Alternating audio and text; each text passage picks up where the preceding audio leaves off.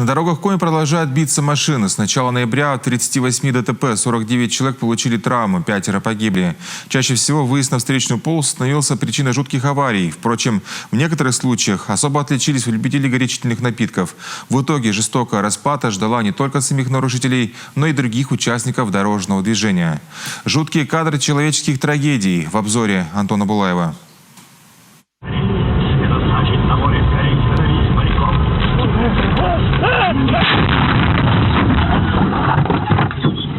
Авария с участием двух автомобилей произошла вечером 14 ноября на 7-м километре автодороги Ухта-Троицко-Печорск. По предварительным данным, столкновение спровоцировал водитель Рено Логан, который за последний год уже 9 раз привлекался к ответственности за нарушение правил.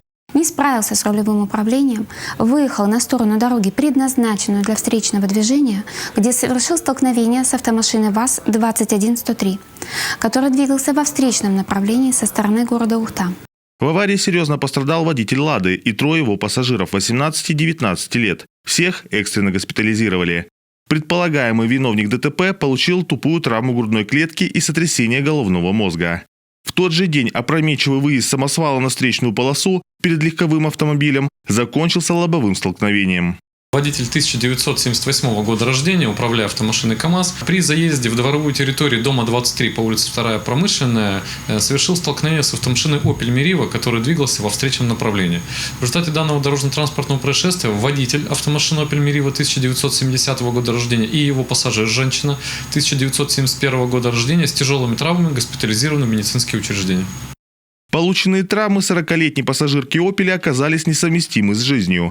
Спустя 2 дня она скончалась на больничной койке, так и не приходя в сознание. По факту ДТП решается вопрос о возбуждении уголовного дела. На следующий день на федеральной трассе Вятка пешехода сбили сразу 2 машины. 59-летний мужчина пытался перейти через проезжую часть в неположенном месте, и его буквально снесла «Лада» под управлением пьяного водителя. Ударом сельчанина отбросило под встречный МАЗ. Полученные травмы были смертельны. Как пояснила пассажирка потерпевшего, который погиб на месте, то есть пешехода 62 года рождения, они до этого находились в бане в поселке К9, употребляли спиртные напитки и решили съездить в поселок Вухтом по нужде до магазина. На прямом участке дороги им было принято решение о том, что необходимо остановиться. Пассажирка пошла в одну сторону, пешеход перешел на противоположную обочину. По факту смертельной аварии ведется следствие. Если вина водителя «Лады» подтвердится, за пьяное ДТП, в котором погиб мужчина, ему грозит до 12 лет лишения свободы. Это кадры видеорегистратора очевидца еще одной аварии днем 16 ноября под Воркутой. Сильный снегопад и почти нулевая видимость не остановили водителя «Лады» совершить опасный обгон. «Лада Калина», двигаясь по кольцевой автодороге Воркуты со стороны поселка Варкашор в направлении города Воркуты.